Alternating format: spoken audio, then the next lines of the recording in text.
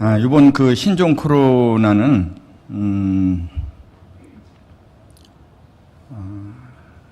손과 입을 통해서 전염이 됩니다. 근데 사실상 입을 통해서 전염이 되는 것은 확진자와의 그런 접촉, 긴밀한 접촉일 때 이제 문제가 되는 거고, 그거보다 더 위험한 것은 이제 손으로의 감염입니다. 손. 왜냐면 이제 확진자가 이제 손에 이 바이러스를 감염시켜서 이제 그것으로 돈을 만지고, 그것으로 문의 손잡이를 만지고, 뭐 이런 각종 이런 공공시설물을 만지게 되면 그것을 일반 사람이 만지고 자기의 눈이나 입을 만지게 되면 감염이 되는 겁니다. 그래서 사실상 손이 더 중요하고, 그 의학 전문가들의 얘기를 들으면은 손 소독제는 효과가 없다 그럽니다. 비누로 씻는 게 가장 좋다. 비누로 열심히 씻으시기 바랍니다. 그리고 나도 모르게 이 눈가나 이 입을 만지지 않도록 조심하시기 바랍니다. 기침 예절을 꼭 지켜주시길 바라요. 자, 오늘은 성도님들과 함께 나눌 그런 그 말씀의 주제는 마음의 변화라고 하는 그런 주제입니다. 다시 말하면 하나님 중심의 믿음이라고 하는 그런 주제입니다. 하나님 중심의 믿음. 하나님 중심의 믿음으로 우리가 다 마음의 변화를 받자. 이런 내용입니다. 로마서 12장 2절을 보겠습니다.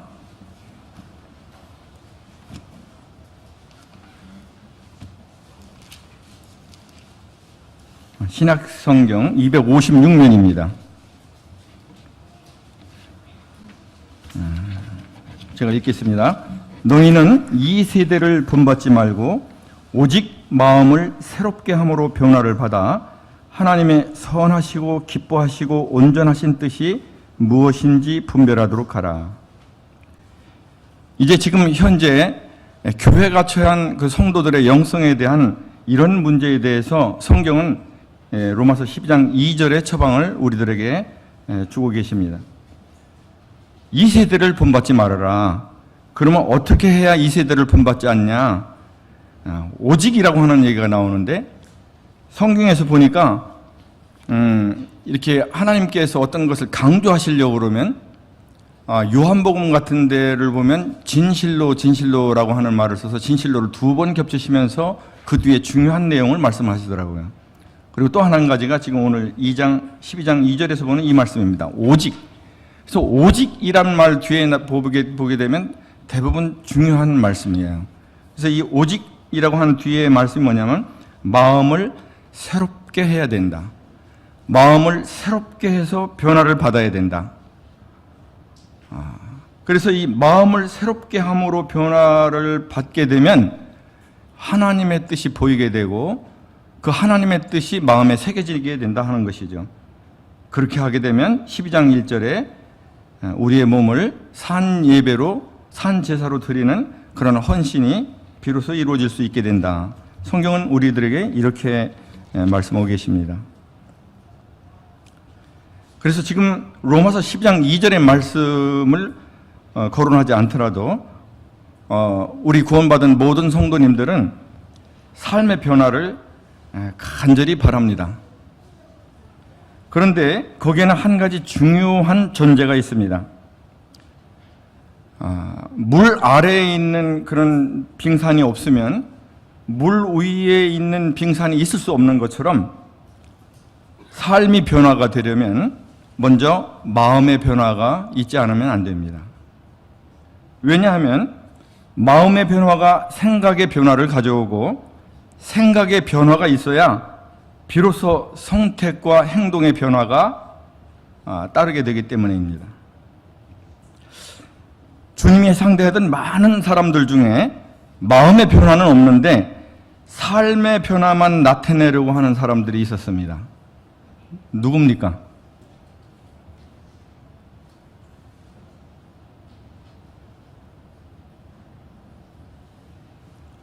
바리새인들이죠. 바리새인들. 마음의 변화는 없는데 삶의 변화만 나타내려고 하면 이 마음은 아직 변화가 없는데 삶의 변화만 나타내려고 그러니까 이 변하지 않는 이 안에 이 마음, 이 육신적인 마음을 감춰야 됩니다. 그래서 자기의 참모습을 감추게 되죠. 마음의 변화는 없는데 삶의 변화만 나타내려고 그러면. 두 번째는 이 마음 중심은 그게 아닌데 삶으로 그렇게 살아내려고 그러니까 이것이 이제 위선적이 될 수밖에 없는 거죠. 이제 위선적이 된다는 거 하는 것을 성경에서는 또 다른 말로 이 성경의 말씀해 보면 다른 말로 뭐라고 표현된다면 연기를 하게 된다 이렇게 얘기를 해요. 연기를 하게 된다. 그러니까 자기 마음에 참으로 주님이 주재권을 행사하시면서 하나님의 말씀이 역사해서 거기에서 이 우러나오는 그런 주님으로 말미암은 그런 삶이 아니고 그냥 삶의 변화만 나타내려고 그러니까 자기 마음과 다른 그런 연기를 하게 된다는 것입니다. 그래서 변화가 없는 나는 육신이 주인 노릇을 할 수밖에 없고 육신은 사탄의 종 노릇할 수밖에 없는 것입니다. 이사야 14장 13절을 보겠습니다.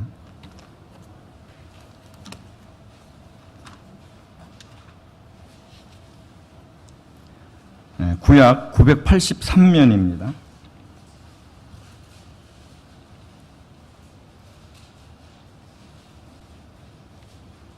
제가 읽겠습니다. 네가 네 마음에 이르기를 내가 하늘에 올라 하나님의 뭇별 위에 내 자리를 높이리라. 내가 북극 지폐의 산 위에 앉으리라.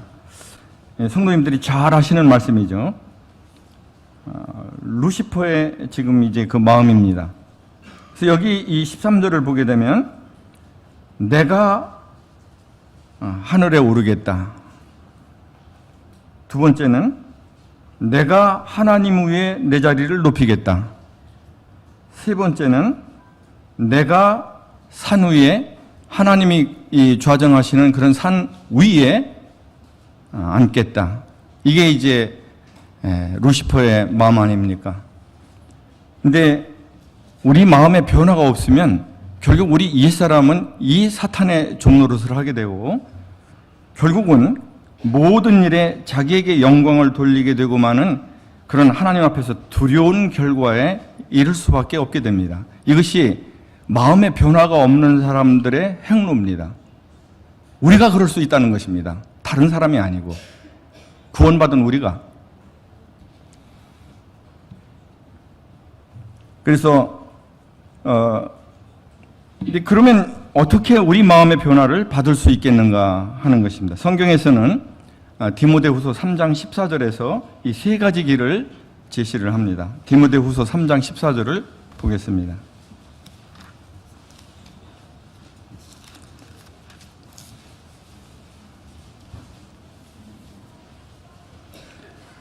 신약성경 346면입니다.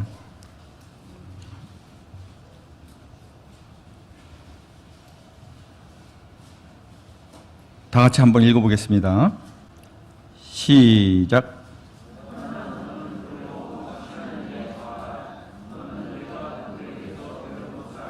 네. 세 가지 이 길은 첫 번째는 배우고, 두 번째는 확신하고, 세 번째는 거하라입니다. 거하라. 이 하나님께서는 이 세 가지 길을 통해서 두 가지 은혜의 선물을 우리 성도님들에게 주십니다. 첫 번째는 우리 마음이 변화를 받아서 우리의 원수인 사탄과 세상과 자아의 영향에 흔들리지 않는 굳건한 믿음이 되게 합니다. 배우고 확신한 일에 거할 때. 두 번째는 하나님의 약속이 비로소 우리 안에서 성취되게 하십니다. 이 두 가지 은혜의 선물을 주세요. 첫 번째, 우리 마음이 변화를 받아 흔들리지 않는 굳건한 믿음이 되는 세 가지 길, 이제 세부적으로 한번 보겠습니다. 첫 번째가 배우고입니다. 배우고. 무엇을 통해 배울까요? 세 가지를 통해서 배울 수가 있습니다. 첫 번째는 에베소서 4장 11절에 말씀하신 것처럼 하나님께서 그의 양무리를 먹이기 위해서 피로 사신 하나님의 교회에 은사자들을 두십니다. 그리고 그 은사 중에서 교사의 은사가 있죠. 그래서 교사들을 통해서 가르침을 받아가지고 배울 수가 있습니다. 하나님의 지혜예요, 이것은. 두 번째는 하나님으로부터 직접 배우는 것입니다. 요즘 가끔 이렇게 뉴스에 보면은 그 한강변에 있는 한강 뷰가 보이는 그런 아파트들 중에서 신축 아파트 같은 경우는 아파트 가격이 30억에서 40억 이상을 가더라고요. 그래서 제 아무리 그 30억 내지 40억 가는 그 아파트의 뷰를 말로 설명을 하고 그리고 그 안에 있는 모든 인테리어와 그런 설비들을 다 얘기를 해도 내 한 몸 뉘어서 의탁할 수 있는 내 집이 내게 더 실제적이고 내게 더 좋은 겁니다. 그래서 교사를 통해서도 많이 배우실 수 있지만 하나님으로부터 직접 배우는 것은 그것이 아무리 좀 얕다 하더라도 그것이 자기에게 실제적이고 큰 힘이 됩니다. 그래서 저는 교사들에게도 배우시지만 여러분 그것이 하나님의 지혜이기 때문에 하나님으로부터 직접 배우시는 여러분과 제가 되길 바라는 마음이 있습니다. 어떻게 하나님으로부터 직접 배울까요? 첫 번째는 성경 통독을 통해서 배웁니다. 통독은 굉장히 중요해요. 그래서 어떤 책 한 권의 성경의 전체적인 그런 흐름을 알아야 되고 그리고 전체적인 그런 줄거리를 알아야 됩니다. 그 가운데 흐르는 그 맥을 잡아야 됩니다. 그 맥 중에 하나가 구속사예요. 구속사. 근데 성경이 구속사만 있는 것은 아닙니다. 또 언약적 관점에서 또 보는 분들도 있어요.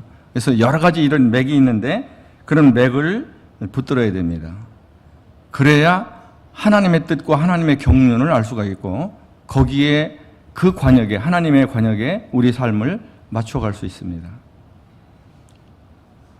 두 번째가 정독입니다. 정독. 그 정독을 통해서 깨닫는 거죠.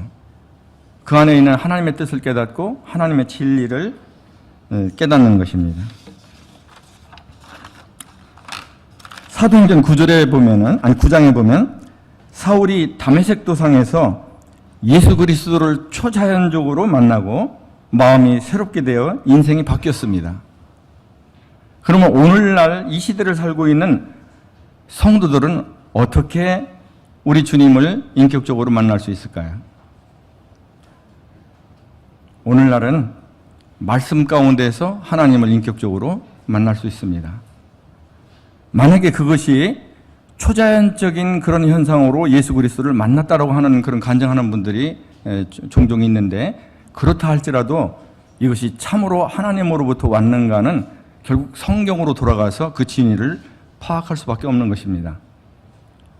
오늘 저는 이 구약 시대에 이제 이건 물론 이제 이 신약의 성경이 완성되기 전이지만은 이 신약 시대에도 이렇게 초자연적으로 주님이 만났다 그러고 그래서 오늘날도 그렇게 초자연적으로만 주님을 인격적으로 만나야 된다고 생각지 않습니다.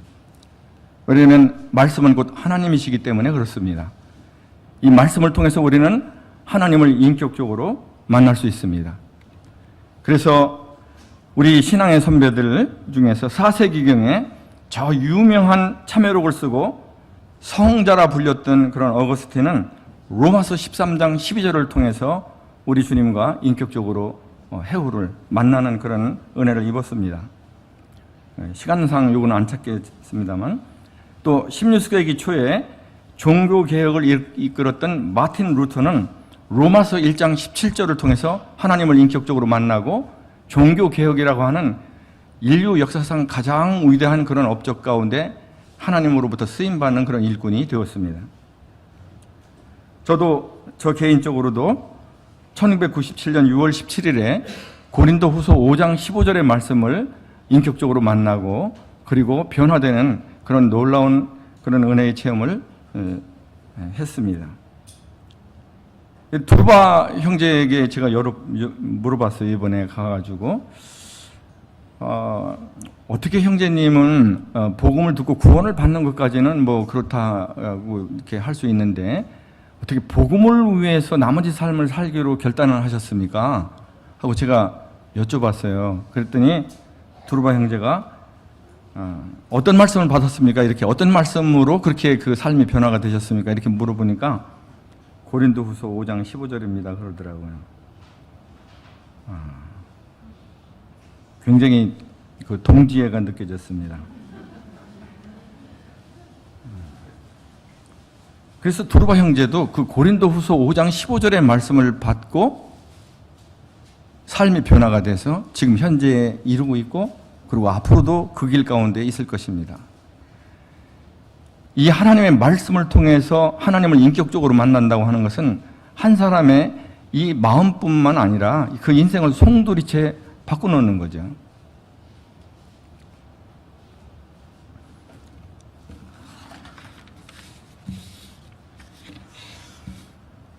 세 번째가 주님과의 동행입니다.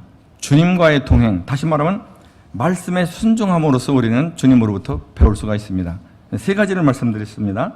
첫째 하나는 교사들을 통해서 배울 수 있습니다. 두 번째는 하나님의 말씀을 통해서 직접 하나님으로부터 배움으로써 배울 수 있습니다. 세 번째는 하나님의 말씀에 순종함으로써 우리는 배울 수 있습니다. 마태복음 11장 29절에 우리가 잘 아는 내용에 마태복음 11장 29절을 잠깐 보죠.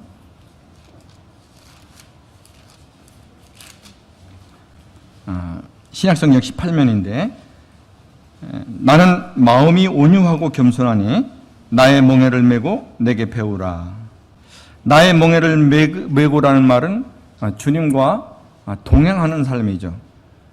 주님과 같은 시선으로 같은 곳을 바라보고 주님이 가시는 방식으로 그분과 함께 가는 것을 멍에를 맨다 이렇게 표현을 했습니다. 주님과의 동행이죠.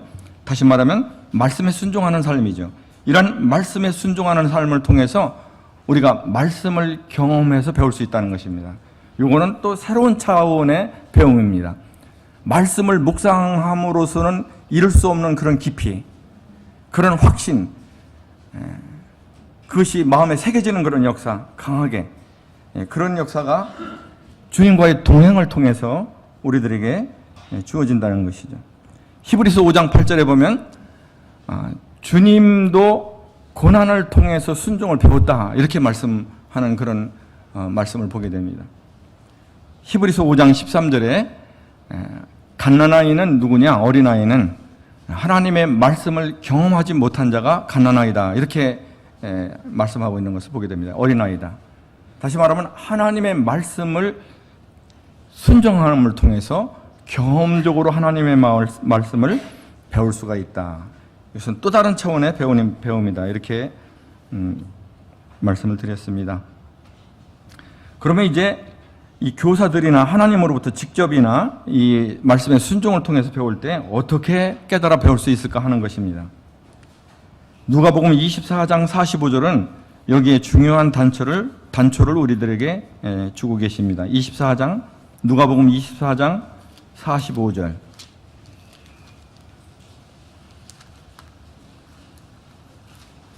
신약성경 141면입니다. 읽겠습니다. 이에 그들의 마음을 열어 성경을 깨닫게 하시고. 오늘날 우리들의 마음을 열어서 성경을 깨닫게 하시는 분은 누구십니까? 성령님이십니다.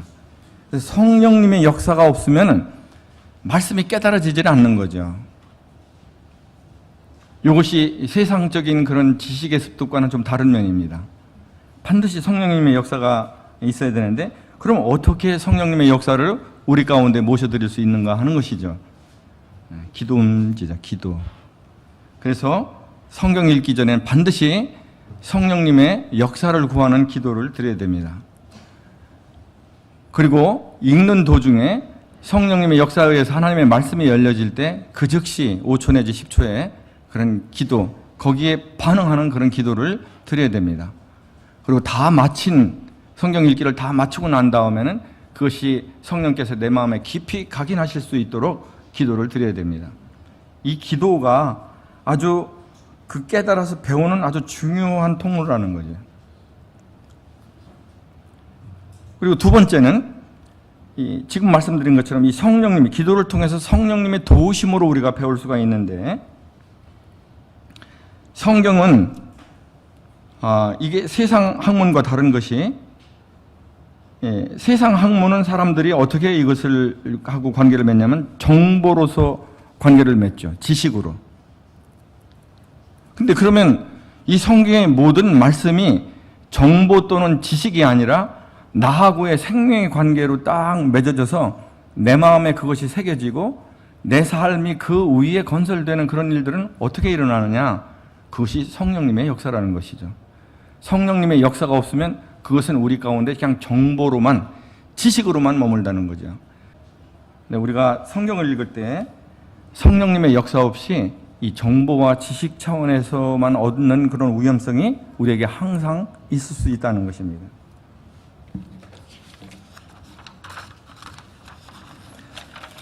두 번째는 확신하고입니다. 확신하고. 이것을 이제 다른 말로 그 성경을 연구하는 사람들이 아마 강화라고 부르는 것 같습니다. 강화. 성경에는 하나님으로부터 부르심을 받고 사명을 받은 사람들이 확신을 얻기 위해서 했던 일들이 기록되어 있습니다. 이제 먼저 요나단의 경우를 우리가 볼 건데, 사무엘상 13장 5절을 한번 보겠습니다.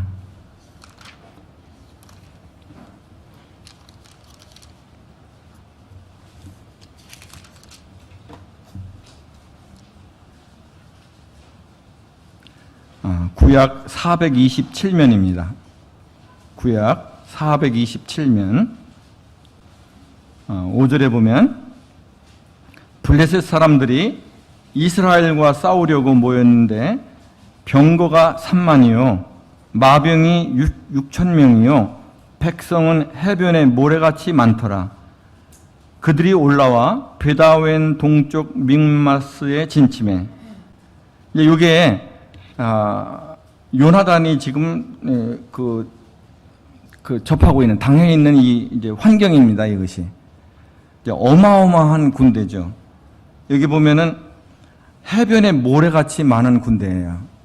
그리고 굉장히 무장이 되어 있어요. 병거가 3만이고 마병이 6천이다. 굉장한 무장한 병력이고 한데, 이 성경을 자세히 보면 사무엘 14장 9절로 10절에 보면 이 상황이 나와 있는데, 그들이 만일 우리에게 이르기를 우리가 너에게로 가기를 기다리라 하면 우리는 우리가 있는 곳에 가만히 서서 그들에게로 올라가지 말 것이요, 그들이 만일 말하기를 우리에게로 올라오라 하면 우리가 올라갈 것은 여호와께서 그들을 우리 손에 넘기셨음이니 이것이 우리에게 표징이 되리라 하고, 이제 이 9장 10절, 이 9절 10절에 이 하나님의 뜻을 확인하는 과정을 요나단이 거치게 되는데, 만약에 요나단이 이 사무엘 14장 9절 10절에 하나님의 뜻을 확인하는 이 절차를 밟지 않았다고 그러면, 지금 13장 5절에 그 어마어마한 그런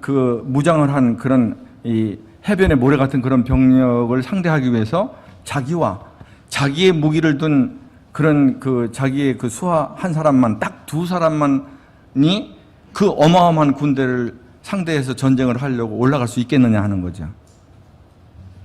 올라갈 수 없습니다. 근데 이 요나단이 그 자기의 무기 드는 자를 데리고서 두 사람만 딸랑 올라갈 수 있었던 것은 뭐냐면 하나님께 확인 과정을 거친 것입니다. 그래서 하나님으로부터 응답을 받았어요. 그래서 이것이 하나님께서 이 군대를 우리 손에 붙인다, 내 손에 붙인다라고 하는 확신이다라고 하는 확신을 얻은 다음에는 이 두 사람이 겁없이 그 수많은 그런 군대와 전쟁을 하기 위해서 올라갔던 것이죠. 기드온도 똑같은 경우입니다.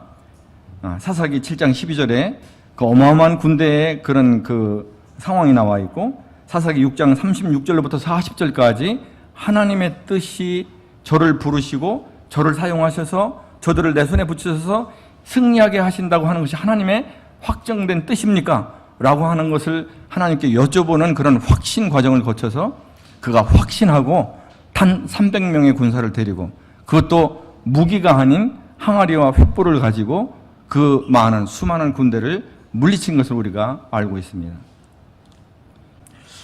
이 세상을 지배하는 사탄과 하나님을 대적하는 세상, 그리고 이 내 안의 육신, 이것은 나보다 훨씬 더 강합니다.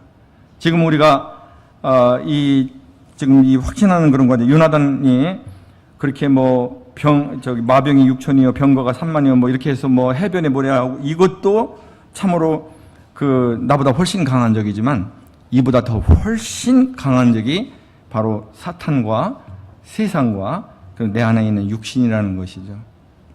정말 강합니다. 이것은 절대로 우리가 이길 수 없는 적들입니다. 이런 강한 적들을 대적해서 하나님의 나라를 이 세상에 세우라는 주님의 명령을 따르기 위해서 내 삶을 좀 조정하려고 그러면, 내 삶을 조정한다고 하는 것이 뭐냐면 뭘 좀 내려놓으려고 그러면, 이용규 선교사처럼 이렇게 하는 것처럼 뭘 좀 내려놓으려고 그러면 그것은 배워서 아는 것만으로는 절대로 안 되고 확신, 이 강화가 절대적으로 필요합니다.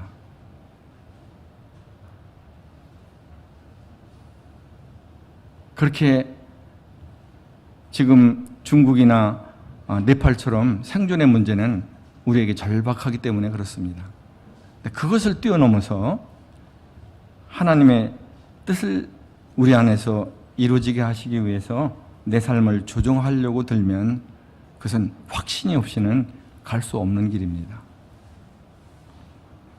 그래서 성경은 에베소서 3장 16절에서 그의 성령으로 말미암아 너희 속사람을 능력으로 강건하게 하옵시며, 강하게 되다 하는 말이죠. 강화한다는 말이죠. 에베소서 6장 10절에도 너희가 주 안에서와 그 힘의 능력으로 강건하여지고, 디모데후서 2장 1절에서도 너는 그리스도 예수 안에 있는 은혜 가운데서 강하고, 이렇게 자꾸 성경이 성도님들에게 강한 것을 얘기하시는 것은 뭐냐면 결국 우리가 확신 가운데 있지 않으면 우리의 섬김은 한계가 있다는 것입니다. 한계가 있을 수밖에 없어요. 그래서 우리의 삶이, 저를 포함해서 우리의 삶이 20년 전이나 심지어는 30년 전이나 20년 전이나 10년 전이나 지금이나 별반 다를 것이 없는 그런 삶은 왜 그러냐? 우리가 이 확신의 과정을 거치지 못하고 그렇게 마음의 변화를 입지 못하고 살아온 그런 증거다. 저는 그렇게 믿습니다. 그러면 어떻게 확신을 갖는가 하는 것입니다. 시편 1편을 좀 보겠습니다.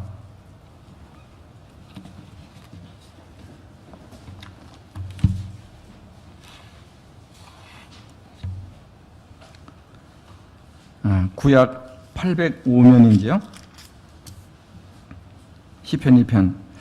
이 시편 1편은 우리가 강단에서도 여러 번 얘기하고 말씀드린 것처럼 이 시편 전체의 주제에 해당하죠. 시편 전체의 정신입니다. 이것이. 그래서 여기 시편 1편의 1절의 요 해석은 다른 사람이 해석한 것이 좋아서 제가 여러분들에게 소개를 해드립니다. 제 묵상의 결과가 아니라서 죄송합니다. 첫 번째 하나는 뭐냐면 복이 있는 사람과, 이 세상에 있는 두 부류의 사람으로 나눌 수 있는데, 하나는 복이 있는 사람들이고, 복이 있는 사람들, 또 하나는 뭐냐면 망하는 사람들이에요. 복이 있는 사람과 망하는 사람. 근데 어떤 사람이 복이 있는 사람이냐?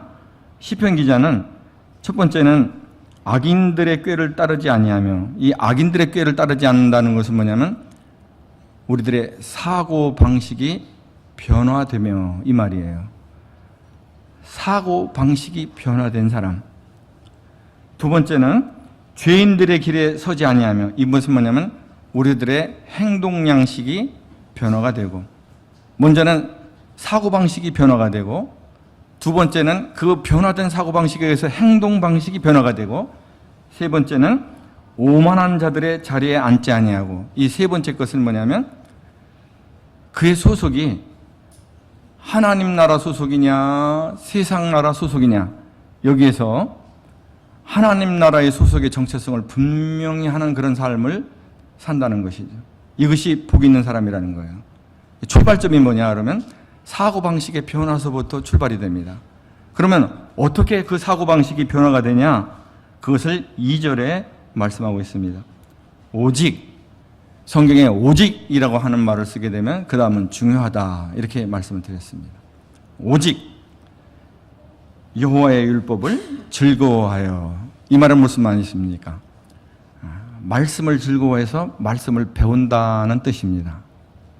두 번째는 그 배운 말씀을 어떻게 해요? 주야로 묵상하는 것입니다. 주야로 묵상. 이 묵상이 강화 과정입니다. 강화 과정.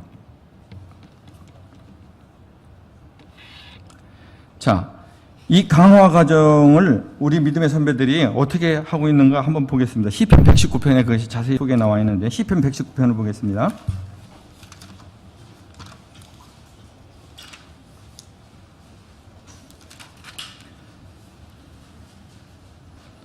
(119편) 15절에 보면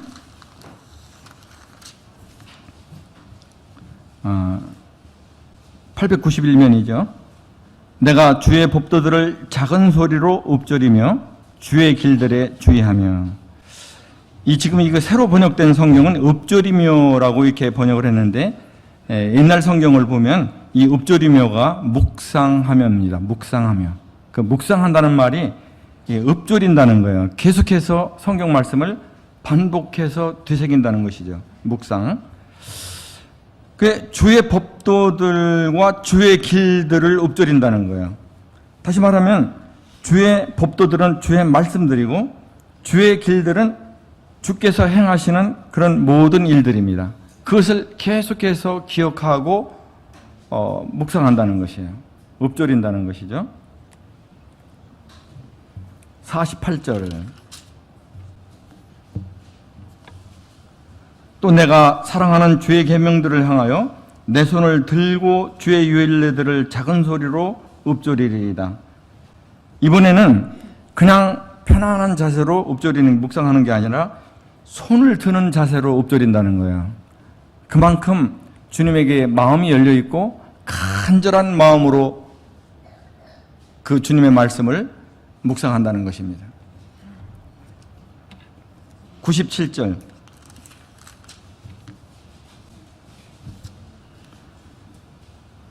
내가 주의 법을 어찌 그리 사랑하는지요? 내가 그것을 종일 작은 소리로 읊조리나이다. 그러면 그 묵상을 얼마나 하냐? 종일 한다는 것입니다. 종일. 148절.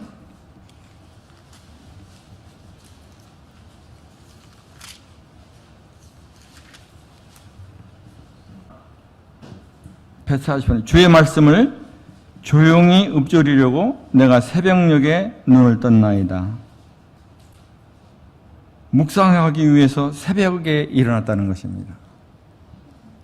이것이 시편 기자가 하나님의 말씀을 자기 마음판에 심고 강화하는 그의 방법이에요. 묵상.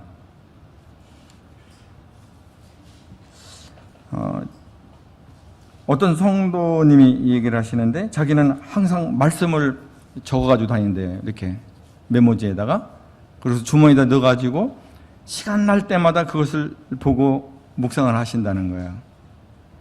그 얘기를 하시더라고요. 그런데 그렇게 하게 되면 하나님의 말씀이 자기 마음에 확 젖어 들어온대요. 그럼 누구 중심이 되겠습니까? 하나님 중심이 되죠. 다른 게 비집고 들어올 틈이 없잖아요. 시각도 하나님 중심으로, 하나님의 관점으로 시각도 열리게 되죠. 생각도, 이 사고방식도 하나님의 사고방식으로 바뀌게 되죠. 말씀이 젖어 있으니까. 사고방식이 바뀌면 행동방식이 바뀌게 됩니다. 우리의 소속이 하나님의 나라에 속해 있음을 분명하게 하는 이 하나님의 관역에 맞는 그런 삶을 살 수가 있어요. 오늘 아침에 저희 집에 있는 성도가 그러더라고요. 이 죄라는 게 뭔지를 깨달았다는 거예요. 죄라는 게. 그래서 그 얘기를 하는데 뭐냐면 하나님의 관역에 맞지 않는 모든 것은 다 죄. 그건 뭐 우리가 늘 아는 얘기잖아요. 근데 새롭게 그 말씀이 들리더라고요. 하나님의 관역에 맞지 않는 그런 사고방식의 출발을 내가 안에서 얼마나 많이 자주 되풀이했던가 말이죠. 성도님들은 그러지 않습니까? 그냥 조금만 주님에서 눈을 뜨면 그냥 바로 육신의 사고방식을 쫓아서 그렇게 그 회로를 따라서 생각하게 돼 있어요, 우리가.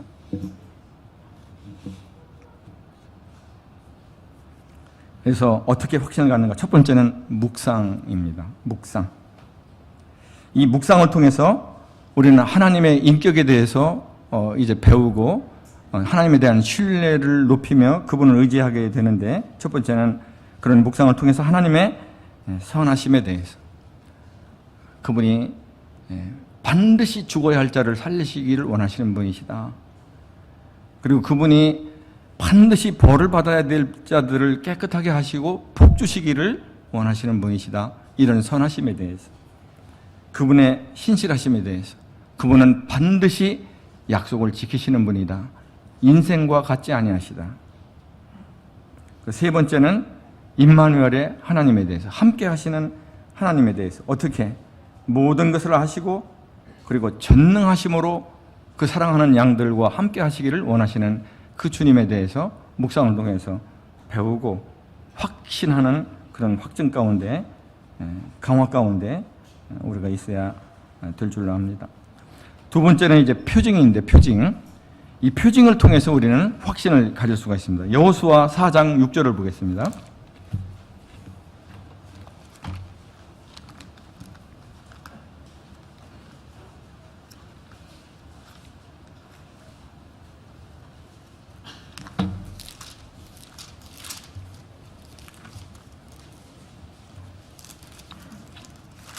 여호수아 4장 6절은 324면인데 구약이요. 324면. 이것이 너희 중에 표징이 되리라. 이 표징이라는 말이 여기 나오는데, 이 표징은 성도님들이 다 아시는 것처럼 이제 요단강을 건너게 될 때 제사장이 법궤를 맨 그 발이 요단강 물을 밟을 때 요단강이 갈라지겠다라고 하는 그 주님의 약속의 말씀대로 순종해서 제사장이 하나님의 법궤를 맨 제사장이 그 요단강 가를 밟으니까 그것이 요단강이 갈라지면서 이스라엘 백성들이 200만 정도가 넘는 이스라엘 백성들이 다 마른 땅같이 건너는 그런 그 하나님의 은혜를 체험하면서 거기에 이스라엘 12지파를 의미하는 그런 12돌을 강 한가운데 두고 또 길갈에 12돌을 놓게 되죠. 그러면서 그것을 표징이라고 불렀습니다. 이 표징은 뭡니까? 임마누엘의 하나님이시죠. 약속하신 언약 백성에게 함께 하시는 하나님. 이 하나님을 경험하고 그것에 믿음의 밧줄을 거는 것입니다. 그래서 이스라엘 백성들은 이 팔레스타인 정복 전쟁 때 항상 이 표징이 있는 길갈로부터 출발해서 이 길갈에다가 그들의 본부를 두고 항상 전쟁에서 길갈에서 돌아와서 길갈에서 출발하는 그런 전쟁을 했던 것을 성경을 통해서 보게 됩니다. 여호수아 4장 19절, 5장 10절, 9장 6절, 14장 6절에 보면 항상 길갈이 그 하나님의 임재의 표징이 되는 그 길갈이 그들의 항상 출발점이자 그들의 의지였던 것을 보게 됩니다. 우리도 그렇다는 것이죠. 우리도 우리 삶 가운데서 하나님의 말씀에 순종함으로써 하나님이 임마누엘의 은총으로 함께 하셨던 그 모든 족족들, 그 표징이 우리에게 이 하나님이 어떠신 분이다 하는 것에 대한 확신을 우리에게 주고 우리를 강하게 할 수 있다는 것이죠. 다윗도 보면은 사무엘상 17장 34절부터 37절까지 그가 골리앗을 대적하기 전에 내가 왜 골리앗을 이길 수 있는가 하는 이유를 대는데, 자기가 몇 안 되는 양을 돌볼 때 사자나 곰의 입에서 그 어린 양들을 구해냈다. 그때 하나님이 함께 하셔서 구해내게 하셨다.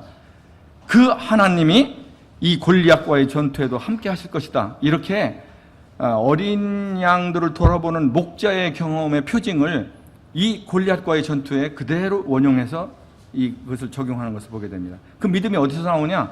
그 표징을 붙들고 그때 함께 하신 하나님이 지금도 함께 하실 것이다라고 하는 그런 굳건한 믿음을 다윗은 갖고 있었던 거죠. 제가 이 성경을 보니까 요나단도 다윗도 다 그 말을 해요. 전쟁은 여호와께 속했다. 전쟁에 이기는 것이 군사의 많고 적음 그리고 무기의 다과에 있지 않다. 그것은 요나단도 얘기하고 다윗도 얘기하더라고요. 그러면 이것은 이스라엘 거의 이 지각이 있는 이스라엘 사람들에게는 거의 알려진 이런 진리라는 것입니다. 다 알려졌는데 그 이스라엘 천만인 가운데에서 골리앗과 목숨을 걸고 싸우겠다고 믿음으로 나선 사람은 딱 한 사람이 있어요. 다윗. 표징을 가지고 있었던 다윗. 확신을 가지고 있었던 다윗. 이 사람 이외에는 이스라엘의 그 어떤 위대한 인물도 나서서 골리앗을 상대하지 못했다는 것입니다.